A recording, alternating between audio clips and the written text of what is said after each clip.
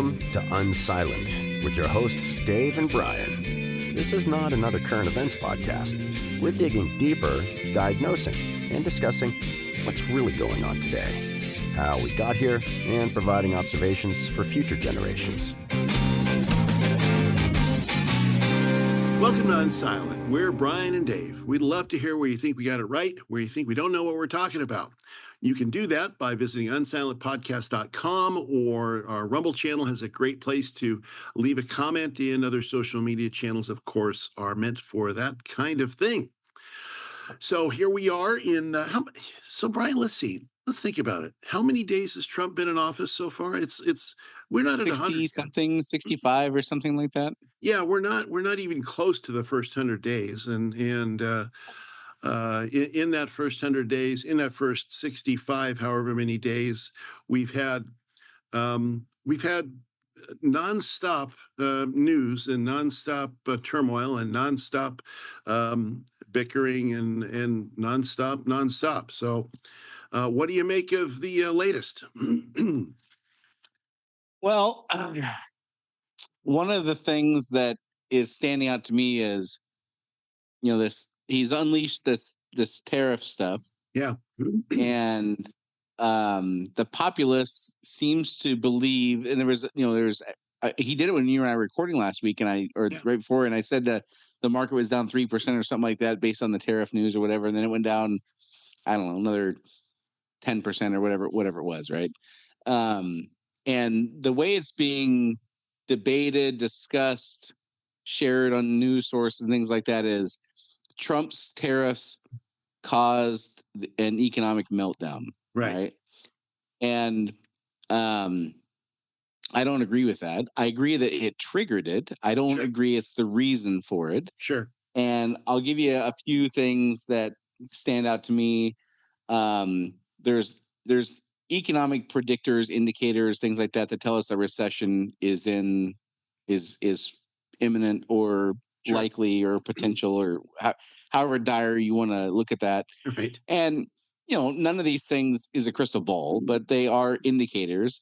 The yield curve had been inverted for a record 750 days, or 100. It was over 700. I don't know the exact number of days. That has predicted every major recession going back, decades, way back to 1929, which was the last fourth turning, right?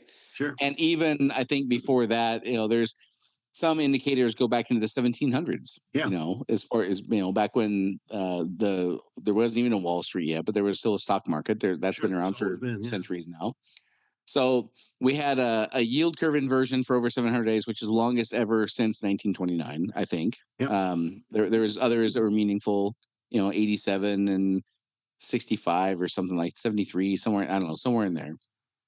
The SOM rule, which is tied to unemployment, that triggered in July of 2024. The SOM rule measures unemployment, and when unemployment spikes to a certain inflection point, and I don't have the parameters memorized, but it's 0.5% over the, trailing average or something like that. I don't know. When it spikes, when it hits a certain threshold, that's an indicator, and that's predicted recessions going back, again, decades. Sure. A less of an indicator in a technical sense, but something to pay attention to. Warren Buffett, arguably the greatest investor of all time, certainly in our era, sure. In 2022 began selling off his investments. And by 2024, he had a record percentage of his portfolio in cash. Mm-hmm. And then you got the Buffett indicator, which is how much debt we have collectively relative to GDP. And it hit, I think, 201%. I could be wrong on that. Maybe it's 198%. I don't know, somewhere in there. So we had twice as much debt as our GDP, which he has been talking about for decades. For him, as an indicator of, like, this is not the time to start throwing your money in your retirement account and buying stocks and things like that. Then there's the yen carry trade, which arguably, or probably, nobody knows how big this is. The yen carry trade, some estimates are 7 trillion, some are 20 trillion.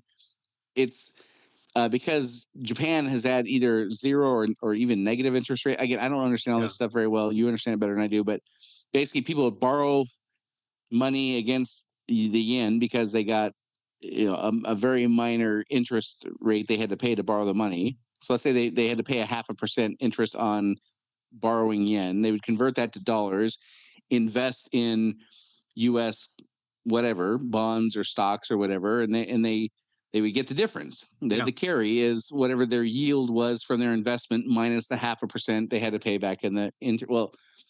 Japan's had these interest rates like this for like 30 years. Yeah, because so this has been going on. It's been building and building and building and building. Well, it's reliant upon a certain range that the yen to US dollar has to stay within, and other things that I don't understand most of the stuff, but that's been coming apart. We saw something in August of last year where we had over the weekend we had this major dip in the stock market because the yen carry trade was showing signs of weakness, right? So, and there's others. I mean, you can get online and you can find many different kinds of indicators like this, but and maybe most importantly, like these things just don't go on forever.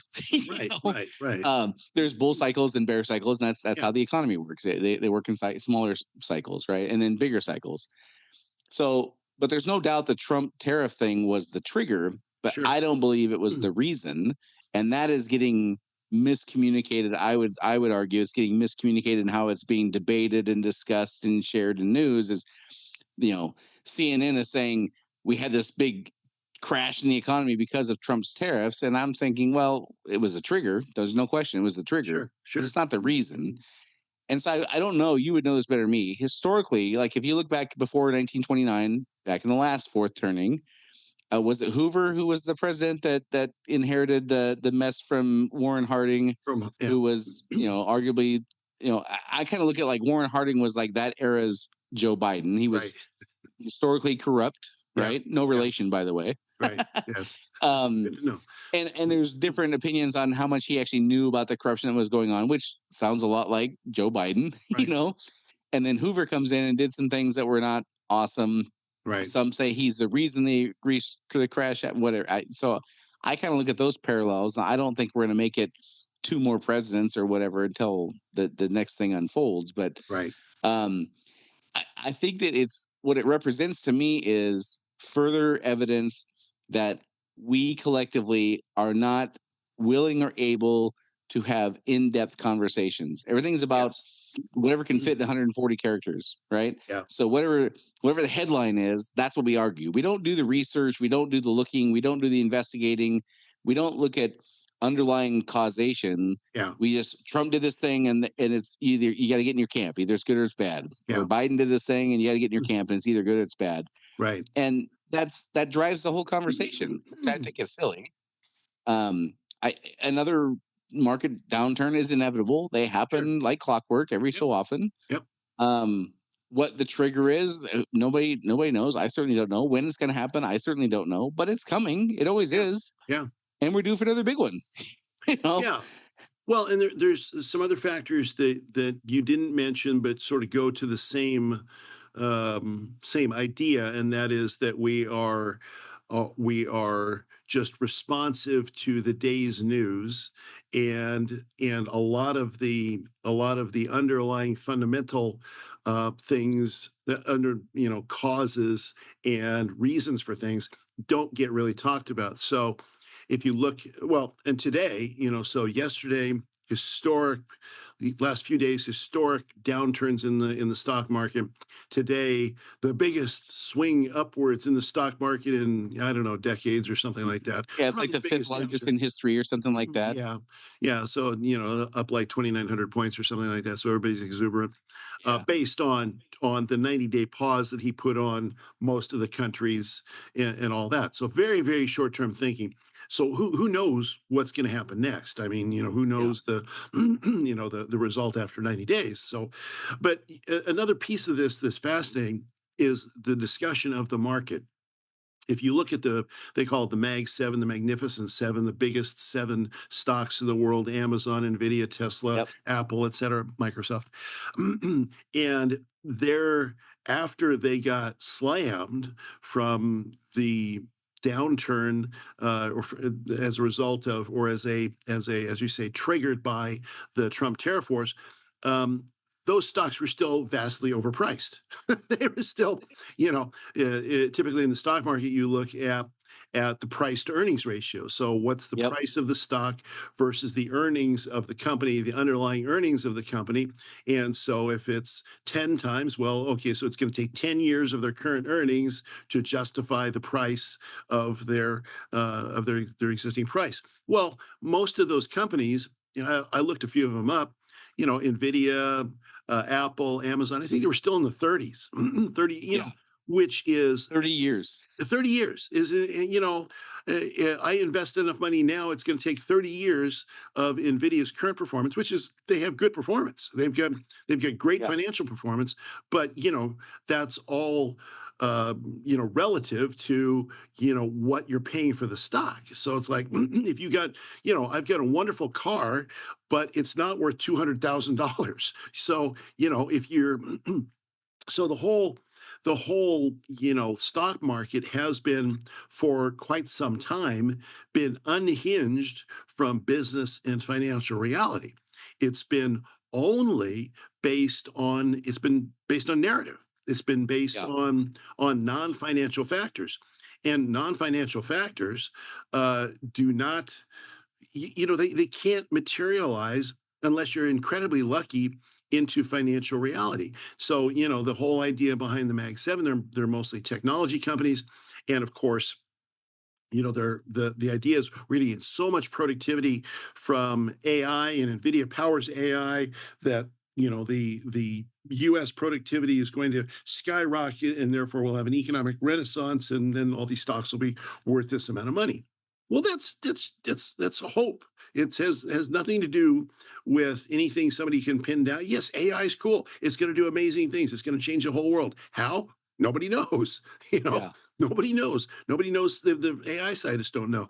Financial planners don't know. So the stock market has for a long time been unhinged from reality, based on externalities of basically 0% interest rates, free money in essence. So I can borrow money and then buy the stock market, and it goes up several points over what I'm paying for the money. So I'm like getting free money. It's what a great deal. But it can't Yeah. go on forever. It's not based on financial reality. It's all based on just narratives. So the last few days have all just been based on narratives. It's been, the Trump is slamming everybody. It's doom and gloom. Everybody's unloading their stocks, and then today, and then there was a brief time, I think it was yesterday, when somebody leaked that idea that there's going to be a 90-day pause, and the stock started to go up, and then the White House said, no, that's not true, and the stocks went right back down again. So were there any policy changes in any of that? No, there weren't. And the policy change today is we're pausing for 90 days, but we don't know what's going to happen after that.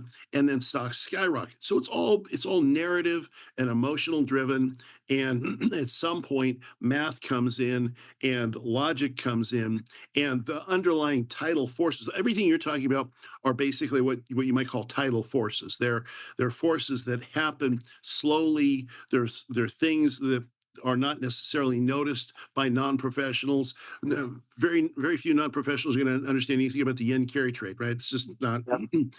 the kind of thing that we talk about over beers No. at a Mexican restaurant. No. So, And it's so complicated that people in Wall Street can't even explain it. I mean, I'm not exaggerating that. yeah, I mean, it's I like gave a very derivatives. simplistic. What's that? It's kind of like derivatives several years back. Everybody was betting on derivatives, and derivatives, in essence, crashed the market. And it was, what's a derivative? A lot of people had a hard Yeah. time understanding that. So yes, that's exactly right. But they're inevitable forces. These are still inevitable measures. And the reason I call them tidal is because you're standing at a point of defiance, and the water goes out, and you think, oh, the tide's gone out. Well, what kind of gravitational force of the moon, and where is the moon, and all. Well, it's too complicated to understand. We just know Yeah. that the tide's going out. The water went out. The water went out. Yeah, It'll be back in 14 hours. It's okay. Yeah. exactly. Yeah. The other thing that, in alignment with what we talk about, the fourth turning and the crisis era we're in. And if you don't know what the fourth turning is, it's a book that was written by Neil Howe and Bill Strauss. Yeah. And there's other books, one called Pendulum, that talk about how these things, this periods of unrest that we're in now, happen every 80 or 100 years or so. So when we say fourth turning is what we're talking about. There was a book written a very maybe it was Ray Dalio, or it was something like that, a big time investor, multi-billionaire investor, and he's written a book and he's put some stuff out about the rise and fall of empires and stuff like that, and the cycles and the forces that lead to them, and which the strength of the currency, the strength of the military, the infrastructure, employment, all those things. But one of them also is the disparity in the wage gap. It's the disparity of income between the haves and the have-nots, is how he puts it, right? And along with what you're talking about with where stocks are supposed to be a mixture of, you get paid on dividends or returns. The company makes money, you get 6 cents a share or 2 cents a share or whatever it is. And also you hope the stock appreciates in value. There's some kind of a balance there. Right. That's gone completely out the window. Nobody really cares about earnings anymore. All they care about is, did the value of the stock go up or down? Which is all driven by news, right? And narratives and sentiment and emotion and things like that. And so now it's not really an investment in the stability or success of the company. It's an investment on, is the stock price going to go up or down? And that's really the only thing that anybody really pays attention to. So fundamentally, just investing is not what investing was. It's investing is it's speculation and hope. Yeah, like you said, right? Then if you wanted to get conspiratorial, you could talk about, well, what's making the stock market go up? Then we get into things like the Mike Benn stuff we talked about. Well, our foreign policy is essentially to keep U.S. companies' stock prices going up. Right. So we make decisions abroad in other countries and other governments and other whatever, to keep our investors of stock prices safe, and that the stocks will continue to go up. So in a kind of a conspiratorial, perverted way, the government takes U.S. citizen tax dollars and puts that money to work to prop up Wall Street firms, which only wealthy people can invest in. So our Treasury Secretary, Scott, or Bessent is his last name. I think his first name is Scott. Yeah, Bessent. He talked about how 88% of stocks are owned by the top 10% wealth families or whatever. Like the next 40%. So the top 10% own 88% of the stocks. The next 40% own 10% of the stocks. Right. And then the bottom 50% have no stocks. Right. Right. So there's a huge disparity. So again, in a conspiratorial way, that the tax dollars are taken from the collective, put to work by the government to prop up the stocks for the wealthy to get even wealthier. And meanwhile, the bottom 50% are not seeing anything at all along those lines, any help, but there's no benefit to them at all. Right. So the wealthy keep getting wealthier. The poor stay flat, or in relative to the wealthy, are getting poorer. Real wages have not done anything meaningful. They've gone backwards for 10, 15 years now, or whatever the number is. Trump says they went up during him. I don't know. I haven't looked at the data, but in any kind of realistic sense, you look at, like, it took one income to have a 3-bedroom house in 1955 or whatever, and 2 cars and 2.3 kids, and a single earner could support a whole family. Right. And today, like, most families have to have at least 2 jobs, if not 2.5. Yeah. Yeah, exactly. Meanwhile, the people who have the money to invest in stocks, the wealthy, they don't have those concerns. Right. And so it's just completely out of balance. And so whether you agree with Trump's tariff thing or not, whether it's tariffs or not, or reorchestrating the global economic system, that's going to have to be dealt with. Yeah. And it's not going to be fun no matter how you go about it.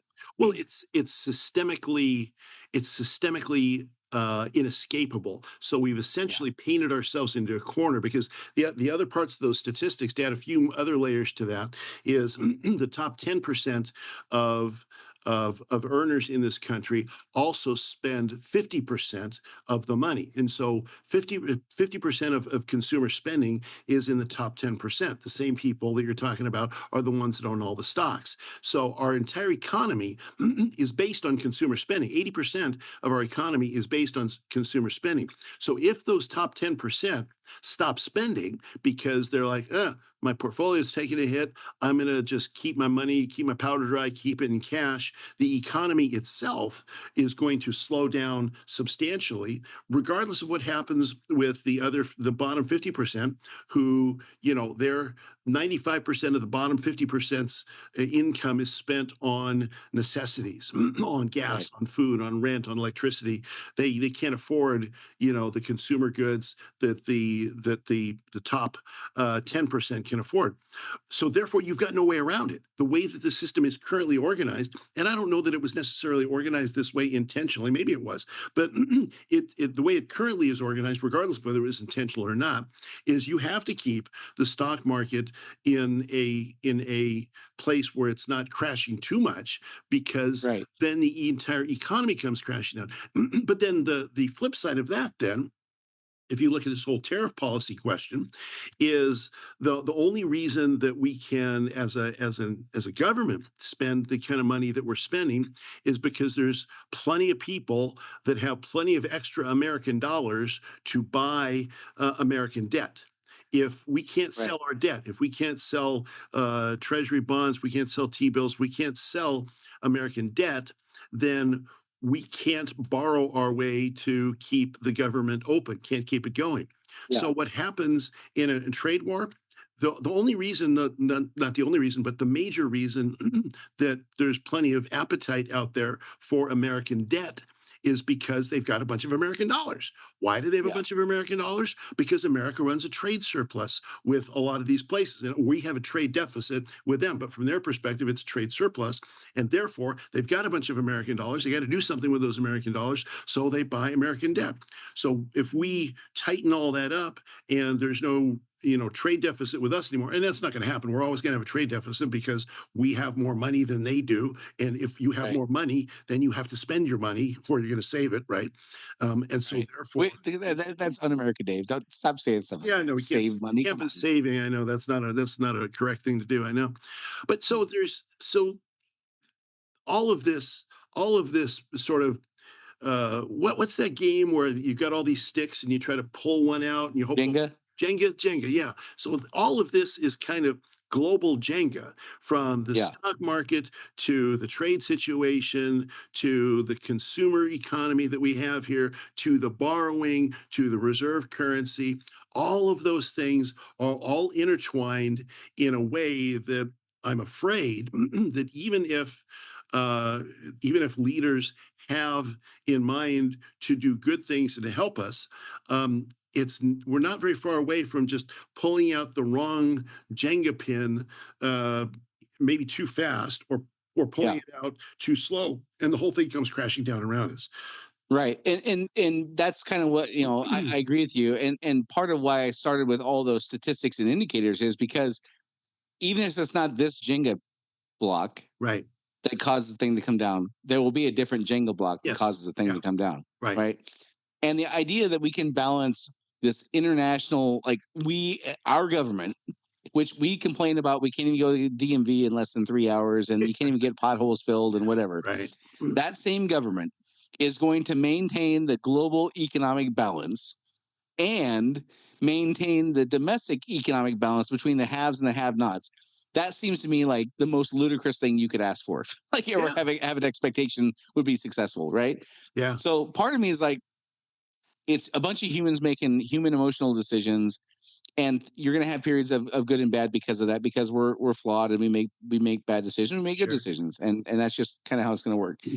This idea, though, that tariffs is the one thing, I think that's silly. I think there's arguments on both sides of whether or not it's a good thing or bad thing, and I'll share a story in a little bit about my personal experience with tariffs in a earlier in my life. But so all these things are true at once. Like this incompetent government is supposed to maintain this big, massive global economic order. That seems kind of crazy. Right. And it's supposed to also maintain the domestic between the haves and have-nots. That seems kind of crazy. And then also, if we didn't do tariffs, everything would be fine. That seems pretty crazy to me, because all the indicators are there that things are not fine. We've got this big bubble that's been developing, and that's how these things work. You get this big bubble, and then there's a crash, and then you slowly over time build another bubble, and it crashes, and you build another bubble, and it crashes. So if it wasn't tariffs, it'd be something else. I just find it fascinating that we aren't collectively interested in having the conversation about the deeper things. All we care about is the headline, the tariffs. Yeah. So 89% of our energy goes into debating the tariffs, and no energy goes into, well, what is the balance supposed to be? Like, what percentage of people should own stocks? Like, how do we, like, there's no conversation about anything like that, right? Yeah. And then I saw this thing. This is from a friend of mine on Facebook, a Facebook friend. So it's not somebody I speak to. I had not talked to this person in, a few years probably. Very kind person, very, very kind person, means really well. Yeah. Also very affluent, no kids ever, very successful career, spouse with a very successful career, doing very, very well in life. Yeah. Economically, like, retired fairly young and, like, just doing very well. Puts a Facebook post out, says, to my friends and family who support Trump, I have a sincere question. I'm not attempting to be confrontational, provoke a political argument, which I fully agree. This person is very, very kind. Are you invested in the stock market? This is last Friday when things started, like, turning gnarly in the Right. stock market, right? Are you invested in the stock market? If so, are you concerned about the current situation? Many of you voted for Trump with the expectation of lower prices for groceries and gas. Do you foresee this happening in the near future? I'm seeking thoughtful responses, like, to alleviate my concerns. So, Yeah. asking a sincere question. And I saw this and I was like, well, and I know this person is not aligned politically with me and you, right? Sure. But they're a good person, though, sincerely, like, a really good person. Yeah. And I didn't respond, and I was just kind of thinking about it. And I was like, this is, we're hung up on it. Do we vote Trump in because we're pro tariff? Like, Right. or Right. do we vote Trump in because of lower prices for groceries and gas? And then the more I thought about it, though, the more I thought, this is kind of a totally unintentional, subconscious, let them eat cake thing. Interesting. If you just had cheaper gas and groceries, why do you got to mess with my world? Right. Right. Yeah. Right. And so that led me to think, well, the bigger thing is, progressives are all about, they want to help what do they call them, The underserved. the underserved, the disadvantaged, all this kind of Sure. stuff. Yeah. Yeah. But it's always on their terms, Sure. right? Yeah. I will donate to the charity of my choice, and I will give however much I want to, and that's my piece. Yeah. You can, and you can make the best of that, and I wish you all the best, but absolutely don't affect my life. Right. You know what I Right. mean? And again, this is a very nice person. I'm not criticizing this person at all. But it just kind of subtly came across to me like, wait a second. If we truly want to help the underserved, we have this massive wage and lifestyle gap. Yeah. You know, there was no outrage for small business owners when Costco and Walmart could stay open during COVID and the small businesses had to go out of business. There was no Right. outrage about that. Zero. Yeah. There was no concern because it didn't affect their life. And now there is this upheaval happening. And I do believe, whether he's doing it the right way or not, I do believe that Trump is trying to minimize that gap between the haves and have-nots. And like Besson, I think, said the thing about, for 40 years, Wall Street's made their money. Now it's time for Main Street to make theirs for the next 4 years, whatever. Whether or not they're doing it the right way or not, I couldn't say. I do believe that whether it's them doing it or not, somebody's going to have to do this because it's time for this to have to be addressed. Right. Right. So even if they're completely incompetent, even if they're completely insincere, the next president or the one after that is going to have to deal with this. Right. It's going to have to be dealt with. But the people who are the loudest about wanting to be the righteous ones and the ones who care about the underserved and underprivileged and all this kind of stuff, they're not willing. If it has to affect their world, then they're out. Right. Well, and I think a lot of that is because if you start thinking about these things, like if rattling off the things that you and I have just rattled off about, structural problems, the reasons that these things are happening from a very structural basis. If you look at we haven't talked about it too much yet, this episode at least, but if you look at the national debt, interest on the national debt, I've mentioned this before. Our interest payment on the national debt's more than our payments, our total budget for the U.S. Defense. I mean, so that's, our credit card payment is bigger than the basic reason we exist in the first place, and that's defense. So if you look at all of these things that we've discussed so far in just last half hour or so, they're too hard for people to deal with.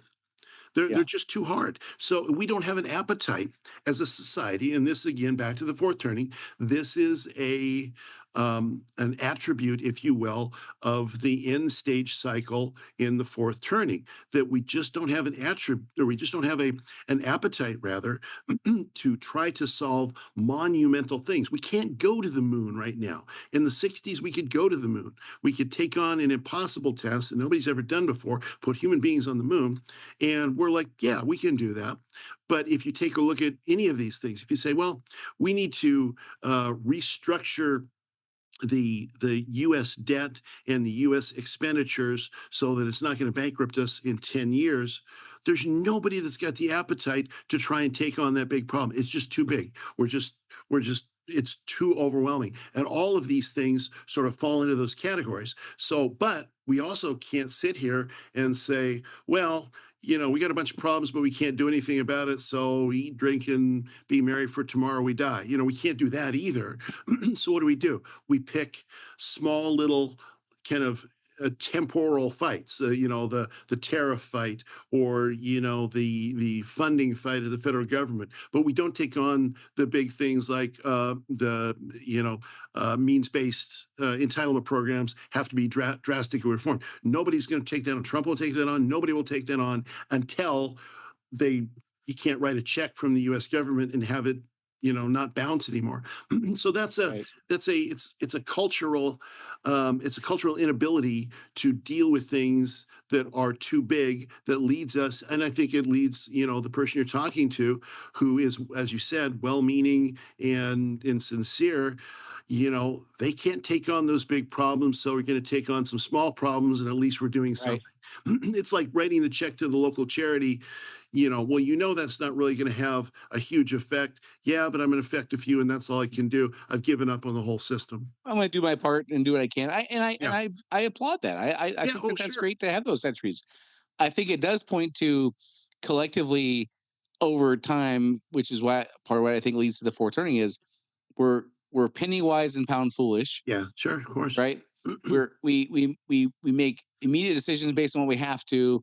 We don't get involved. We don't have the energy or time, and I don't mean this in a negative way. Like we have a limited amount of energy and time and money Sure. and Yeah. resources and whatever, and we still should go see our kids and grandkids, and we should still have hobbies and go play golf if we like that, or go for Sunday drives if we like that. Yeah. Life is supposed to be about those things, but we also are absolutely willing to take on this kind of debt and kick the can down the road to our kids and grandkids, Right. and we're penny wise and pound foolish in that case. I think Yeah. like the benefits we get from this are insignificant, I would say, compared to the cost for the future generations of having to fund it. We're borrowing money that somebody's at some point has to get paid back, or lose everything because you can't. Yeah, and that's also a function of our success too. So we're so successful that we think that we can just kick the can down the road. The Roman Republic thought, we got this 400-year-old republic. We're the most powerful in the world. We got influence all over the place, and then eventually became, the republic fell and became an empire. So it reminds me. I joke with the cashiers at Safeway when I go in and buy stuff, because I go in and I buy stuff and I use my debit card and I get all this stuff and they give me money. I'm like, this is a great deal. I get groceries and you give me money. I mean, what a scam I got going on here.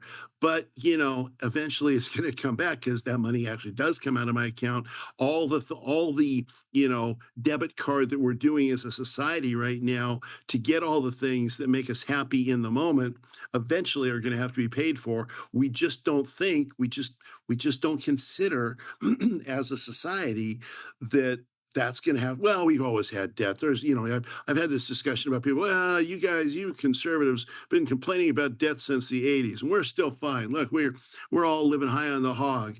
Yeah, we are, and we're living high on the hog longer than I thought maybe we could.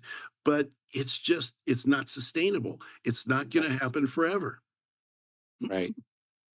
Yeah, it's you were talking about the meteoric rise in the market today. Yeah. As you and I are recording this, all the top 5 best one day surges in the market came as a precursor to absolute collapses. So Yeah, yeah. Yeah, so there you go. But again, people are celebrating and partying because of this short-term mentality that we've got, this short-term, today it's fine, yeah, I'm having a barbecue in my backyard and it's sunny out, but 4 blocks over there's a tornado. Don't worry, it's 4 blocks over. yeah, Nothing to worry about. And right. but I do think that's a just a sign and a signet, if you will, of the exhaustion that we feel about all the problems that are in the world. Because if nobody just wants to think about all these things and say, well, okay, I'm just going to go have a beer and watch TV. I just can't think about all this stuff. And that's not a negative thing. Again, we should be able Sure. to live our lives and go swimming if we like to go Yeah. swimming or like whatever we like to do. And we should have that. We have to trust people that we put in place to make policy decisions and Right. laws, stuff like that. And when the people we're putting in there are, corrupted or available for sway based on Right. certain kinds of gains or whatever. And this is across the board. I don't mean this is a Sure. partisan kind of thing at all. I think that there's plenty of culprits on all sides of the aisle that do things for personal gain. Um, this is the cost of that freedom. Is every once in a while you got to pay the piper. You know And, what I and I mean? and I do think we're also our impatience. Even we put people in place to solve these. We've got a representative republic, so we put people in place to solve problems, to make things work well for us. But we have no patience if it inconveniences us a little bit. Right. So I'm probably, I don't know, I'm probably 4 or 5 years off, depending on when I decide to do it, from taking Social Security. Yeah, it needs to be reformed, but don't touch my benefits. Yeah, but not mine. Not mine. The system needs to be reformed, but doggone it, I paid into this Yeah. since the And we 1980s. need to fix this thing, but it can't cost me any But it money. can't cost me anything. Exactly. It's all of these things are things that, yeah, that's right. That's exactly right.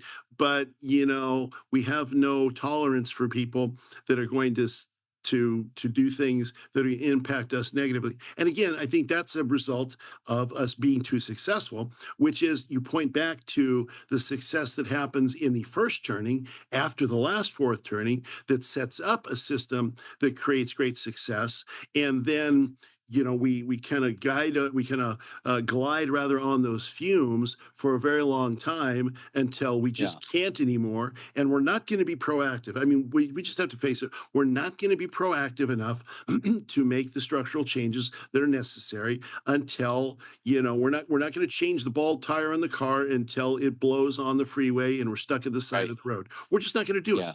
And Right. that's that. I don't care who you put in office. I don't care if it's the smartest person around, because even if they are somebody came in right now and says, okay, we're going to means test all of our entitlement programs. We're going to change the qualifications so that not everybody who gets disability gets disability, because there's a lot of abuse there. It wouldn't be tolerated. Even if it's the right thing to do, it wouldn't be tolerated. And so that's where the cleansing, and I hate this. I just hate this because it's the era that you and I live in. The Yeah. cleansing that's going to be Yeah. necessary is going to be painful. The main point of this whole podcast should be it's how unfair it is that I have to live through this era. I should have been born in Absolutely. 1944, and Yes. I should be, you know, Should be dead so before it isolated from all starts. this. I shouldn't have to deal with it. It's just so unfair to me. Like, it's not right. That's right. So what we're really saying is the people that die, that were born in the 1940s, that die when they're 70 years old, they're the lucky ones. Right.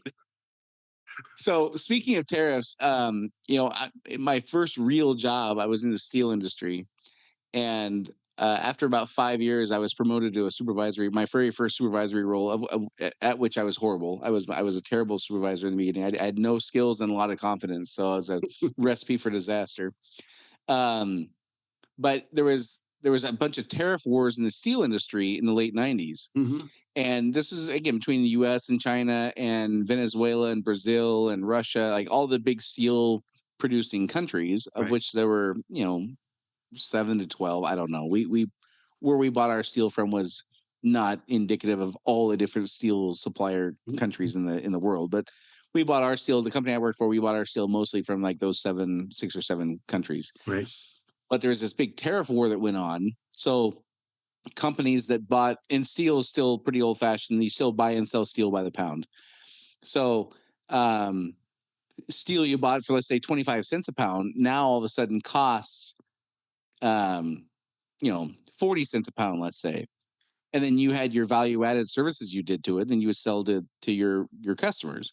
Well, you couldn't sell based on the new prices. You had to sell based on what the customer would pay, and they had budgets and they had constraints to work within. And if you were the company that just said, well, we're just going to mark it up anyway, you didn't get the order, Right. And so you end up buying, you had more money invested in the steel you sold than you could sell it for, essentially. Yeah. Is what happened. And companies went out of business. And I had 36 guys on my crew. I had the swing shift crew for the company I worked for, and I had to lay off 14 of them in one day. I mean, it was dramatic. Brutal. It's why I got out of the steel industry, because I was like, well, I can see the future of this, and I decided to go into a whole different industry, because the future was not rosy. And that company I worked for is still not recovered. I mean, I was number 51 on seniority. It was a Teamster job. Yeah. So I was number 51 on seniority when I hired on. I think they have like 7 guys in the plant now. Like it's just it. So Yeah. that tariff war and the .com bust and that storm decimated, a lot of jobs. So Yeah. I understand that tariffs can have consequences. And I also understand that we can't be the lone police force for the whole world and like make sure that the Red Sea or whatever, the Strait of Hormuz or whatever, and is safe for international economic travel, and we use 4% of that, and like the EU uses it for 80% of their goods or whatever the numbers are. Like it's way disproportionate, but we pay the lion's share of that. Right. That's also not unfair. So again, I go back to, I don't know what the right answer is. I don't know how much is, and I've talked about like people with Trump, the mistake they make is thinking that the thing he's doing is the thing he's doing, and the thing he's doing is oftentimes a tactic to solve a different problem, and we don't connect the dots on the tactic he's using. Is like he's not trying to get the tariffs in place necessarily. He's trying to solve a different problem. And again, whether or not he's taking the right approach, I don't know. I don't understand tariffs well enough to understand that. There's cases to be made that tariffs are horrible, and there's cases to be made that tariffs are necessary. It seems to work for other countries to put tariffs on things. So, on the other hand, I get that we, like you said earlier, like we have the money to buy things, and we're going to buy things and increase prices that will have a disproportionate effect on poorer people. I understand all that stuff. I don't know what the right answer is. Well, what say you, Dave? Well, and I don't know that, and this is the thing.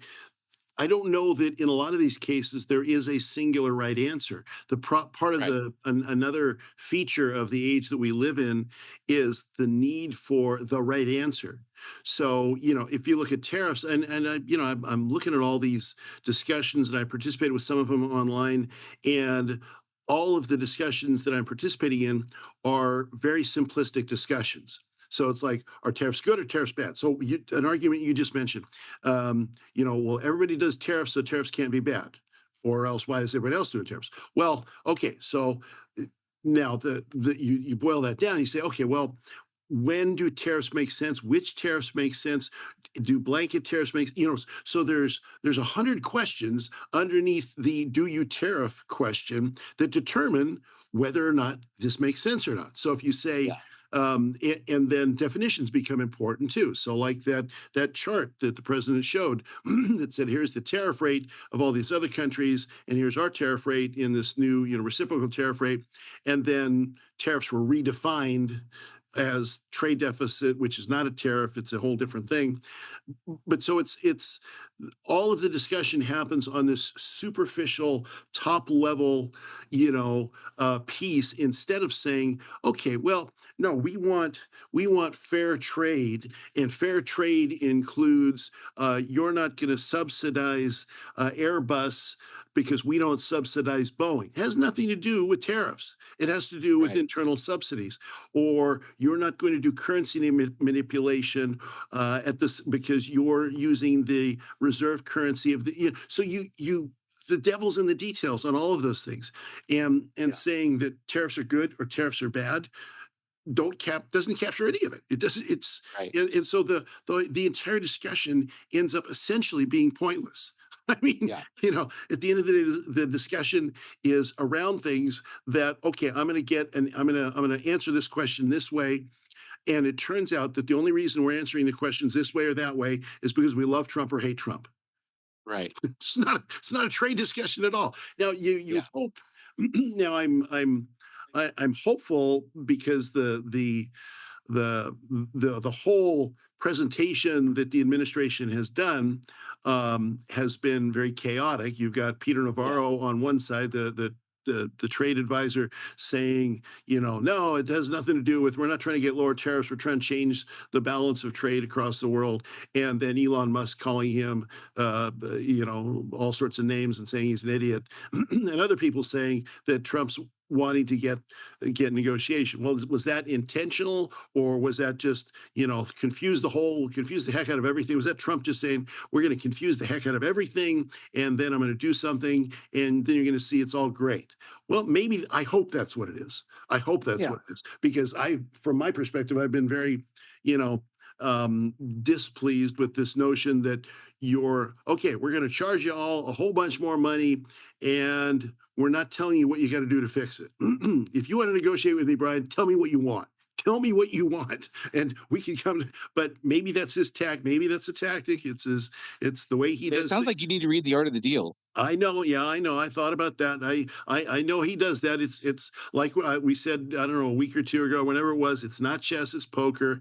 It's bluffing. Yeah. It's like, my dad was watching Maverick, the Mel Gibson film the other day. Yeah. When he said, give me the card. He's got 4 cards. He says, hit me with 1 card, and he's got a straight flush. It's going to be, if he gets the right card, it's a royal flush. Yeah. And the guy he's looking at, Gibson says, he pushes it all in, and the guy says, aren't you going to look at your card? No, I'm not going to look at my card. What do you mean you're not going to look at your card? You have to look at your card. No, I'm not looking at my card. And he just stares him down. And it's a stupid move, because you should look at your card if you're playing poker. He doesn't know what he's got his card in it. And then, at the end, of course, it's a movie. He pulls off the card. It's the ace of spades. He's got a royal flush. Yeah. Boom, there you go. So that kind of feels like what's going on here. Again, Dave, you got to read Doyle Brunson's book. The guy, Texas Dolly is what his nickname is. He says that in poker, it doesn't matter what you have; it only matters what the other guy has. Okay. I'm going to take that book recommendation. I'm going to add it to my list. He's won the World Series of Poker numerous times. Sure. Yeah. Well. Oh yeah. Yeah, it's true story. Yeah. I can see the logic. Yeah, I think that as far as like the chaos and the infighting and stuff like that, again, how could it go any other way? Like, your alternative is everybody's in lockstep, right? And we just experienced what that was like, and that's not great, right? And so the alternative to that, everyone in lockstep, and we just do the thing because that's what whoever's pulling the strings behind the scenes says we're supposed to do. So we all say that's not good, and then you have this infighting where, at least I'm pleased that there's debate going on. At least I'm pleased that they're exchanging ideas. Yeah. And you and I could sit here for 30 hours and kick around all the different ways tariffs are good or bad. Right. And still not have a concrete answer. Yeah. You need people to do that stuff. You need people to flush those things out. Now, do I wish they would do it in a different way? Of course. I wish lots of people do lots of things differently. I don't understand what most people do. But how else could it work? You either are all in lockstep or you have differing opinions. Yeah. That's the only 2 choices, right? Well, and it is surprising to me. I mean, I'm thinking about my own responses to all of this, and I know this is the way he does things. He says stuff. I mean, Trump says stuff. That's his modus operandi. Is he'll get out there and he'll just say all sorts of stuff. Whatever comes to mind, he'll say. And he's either incredibly insightful, incredibly lucky, or his gut instincts are just the best on the planet. And I think it's probably he's got just good gut instincts about all this stuff, and for all these many years. But I'm like, I just wish there's more clarity. I wish we're not going to get clarity. No, not with him. We're not going to get clarity. He's going to do stuff, and you hope that I think it was Ben Shapiro said because he was, bemoaning the lack of understanding of what in the world is going on. He says, I think of all things you can say about Trump, he's a realist.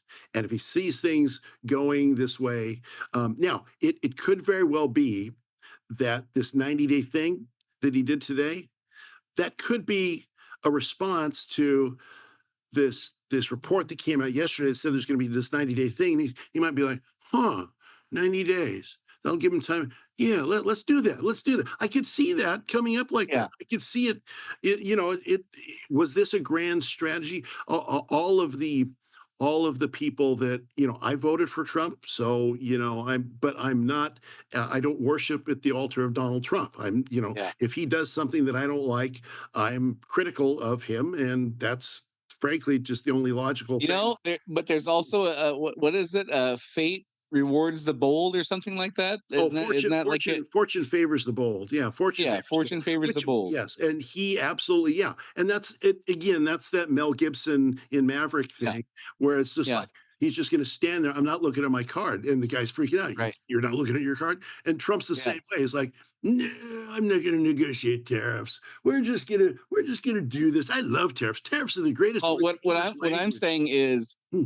is if you need to reset the economic structure, you can't diddle around the edges. Yeah. Oh, yeah. I don't think. Yeah. Right. Sure. So it had to be something. Now, again, whether or not it's this is the right answer or not, I have no idea. I don't understand this stuff well enough to know. But it had to be something meaningful. Sure. It had to be something significant. Yeah. So if it Oh, yeah. wasn't this, it would have had to be something else of equal weight, which was also been chaotic and tumultuous and all Yeah. those things. And because we're going back to our point, like we've done the thing of trying to finesse it, but it's broken. The thing is broken. You can't, going back to your bald tire analogy, you can't slap on a literal Band-Aid you would put on your skin onto a bald tire for too long and hope that keeps working. At some point you have to replace the tire. And again, my view on this is the things that are going to happen. I don't think the things matter. They have to be structural. They have to be meaningful. They have to be big and bold, and they're going to be uncomfortable as hell. Yeah. And it's absolutely necessary. Yes. Yeah, I think that's true. I do believe that's true because the problems are so intransigent. They're so huge and monstrous that the only way you can deal with it is just by, bull in the china shop tactics. Nibbling around the edges isn't going to do it. Now, so that leads to a question. Is it conceivable? Is it possible that through these kinds of bold actions. I mean, this is not going to be the last time that he upsets the entire global apple cart. 65 days into this term, no, this is not the last time. He is. I mean, a lot of what he says is very hyperbolic. Nobody else could have ever done this in the history of George Washington was the second best president we've ever had. He says all sorts of very hyperbolic. Some would say, many say this. Yes, everybody's saying that this is the way it is. So it's not going to be the last, thing that everybody just freaks out about and pulls their hair out about. But is it even possible that through these kinds of things and a great gut feeling about what it's going to take to make bold change, that the kind of change that's necessary to blunt, we're not going to escape the fourth turning. That's not, I don't think, even possible. But is it possible that through these dramatic kinds of moves that the negative impact of the fourth turning can be softened a bit, and the change can be done in such a way that it's less painful? So I mean, I've resigned myself to economic pain. I hope we can avoid a kinetic conflict. That's really the only thing I'm really hoping for. There's going to be economic upheaval. I've resigned myself to that. And it's going to happen. There's going to be more social upheaval. I've resigned myself to that. Yeah. I just don't want to. I don't want to have a thermonuclear war with China. Yes. Yeah. Exactly. Well, I wonder. Go ahead. Sometimes I wonder about this stuff, and I was thinking about this the other day. It's like if he continues this pace of change. And I mean, he says, he wants to take over Canada, Greenland, Panama. He hasn't decided to annex England yet, but who knows? Maybe that's on the second 100 days. We'll Yeah, yeah, yeah. see. But I've thought for some time that we are potentially on the verge of an explicit American empire, not just in sort of an oligarchic. I mean, we're already a Yeah. global hegemony, right? Hegemony. So we're already a global hegemony with things like our navy in every ocean on the planet, and with our, global reserve currency. It's very conceivable, to me at least, that the next steps beyond that, an actual imperial empire, could take place. And if Yeah. it does, it would have to be with somebody who is, unabashedly, bold and Old, yeah. I mean, the the natural candidate for that is Trump. And I mean, if this is Yeah. 65 days, what's going to happen in 2 years? I mean, if he gets if the economy's running well when the midterms come along next year, can you believe that? Next year is the midterms. Yeah. I Oh, don't want to hear about that. I don't even I'm want to think just about so elections yeah, right now. I'm just so burnt out on all that, the election things. But it's very conceivable to me, and I don't know if this is going to happen. I don't even know if it's possible. It's conceivable to me that if the midterms go his way and he feels like he's got a mandate, more significantly bold and unexpected statements about, well, we're going to establish a base over here, whether you like it or not, and it's basically going to be ours. You can, yeah, Denmark, they're nice folks. They've got dikes and things. It's fun, but we're gonna basically run the place. And if you want to Yeah. send your Danish army to try and challenge us, good luck with that. You know, that would be. It wouldn't take much. It would take a small thing like that. I mean, there's 51,000 people on Greenland, or some small number. It wouldn't take something much more than that to normalize imperialism, or normalize American imperialism. And Yeah. so that wouldn't, at this point, it wouldn't surprise me to see something like that happen now. And No. maybe that's a great thing. Maybe, Yeah, I was just thinking as you were saying that you could make the argument that China is doing the same thing now, and you of could course, make the argument that the only way to beat that is to do it yourself. yeah, I'm not saying I agree with it. I don't necessarily think we should be in the empire building business, but I can see a plausible case where like China's doing it, and if you don't want to be taken over by China, you kind of have to match force with force and yes. whatever. Yeah, I can well, see that. it could be. I mean, the natural state of humanity and human governments throughout most of our history, for 90 some odd percent of our history, I'm going to say, has been royalty and empires and kingdoms. And I Yeah, mean, that's how we've mostly lived throughout, yeah, human history. It's only the last 100 years, since the fall of the, European empires and others, that we've tried this other thing. And so it could be that if we are thrust into a new age of empires, then a good empire is better than a bad empire, or right. generally good empire. Now, of course, if we had tens of millions of listeners at this point, I'd probably get in all sorts of different trouble for saying stuff like that. Yeah. Well, we're running out of time here. I'll wrap up by making one final observation, and that was at the announcement a couple days ago where he made the announcement. Basically, he was not backing down on tariffs, and some are saying he folded today by putting the 90-day pause in place. Right. Okay, forget all. I don't know. Forget all that stuff.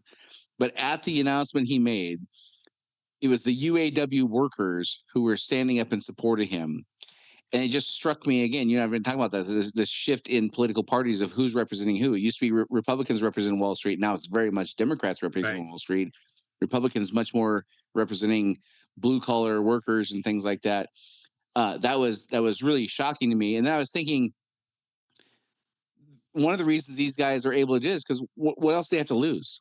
They've Right. lost the bulk of the jobs. Like Yeah. the people who are really up in arms about this stuff have stuff to lose. Yeah. The people who don't care what their other opinions are, they have nothing else to lose. Right. Like their kids already can't afford to go to good schools. They're already families been decimated by drug abuse and things like that. They already have lost, from their perspective anyway, the ability to attain the American dream. Yeah. So like what else? Like, I don't care then. Like, get pissed all you want if you don't like what I'm saying. I don't care. Right. Where the people who are upset about the stock market decline have everything to lose still. Right. And I think that is a critical thing in this moment that is often lost with Trump is the people supporting him don't care because they believe they've already lost it all or much of it, and the people who were fighting Trump feel like their way of life is absolutely at stake. Yeah. Yeah. Well, and the people that are fighting him who believe in the old systems don't realize that those old systems, they're dead. They're already They dead. have to. They we just don't know yet. You're right. The body, the death happened. We just haven't discovered the body yet. Yeah, it's just it hasn't cooled down yet, but it's dead, and so you're going to have a new system one way or the other, and you're not going to bring back the old system, not in the form it was. As always, Dave, it sounds like we're saying it's going to be painful as hell, but it's absolutely necessary. There you go. I go back to Neil Howe's example. If you've been through a divorce, you wouldn't ever want to go through it again. It's the worst thing you can go through, but you also think it's the best thing I ever did. We're not advocating for divorce, but yes. Yeah, we're not advocating for divorce. All right. Well, as Dave said in the beginning, if there's things you think we're saying, which there's plenty of things to disagree with what we said today. So if you think we're absolutely nuts, we'd love to hear your feedback on that. Or if you think there's things we said that were absolutely spot on, we'd love to hear that too. We're trying to explain to future generations what this moment in time is like to live through, talking about things that won't be in history books and won't be on, historic news reels and things like that. We're trying to capture the essence of what it feels like to live through this moment. So you can do that at unsilentpodcast.com, or Rumble has a great comment section. You can drop us a line there as well. And until next time, this is Dave and Brian signing off. See you next week. Do you want to be Unsilent? Make your voice heard on our social media channels and share where you think we got it right or wrong. Go to unsilentpodcast.com for social links so you can join the discussion.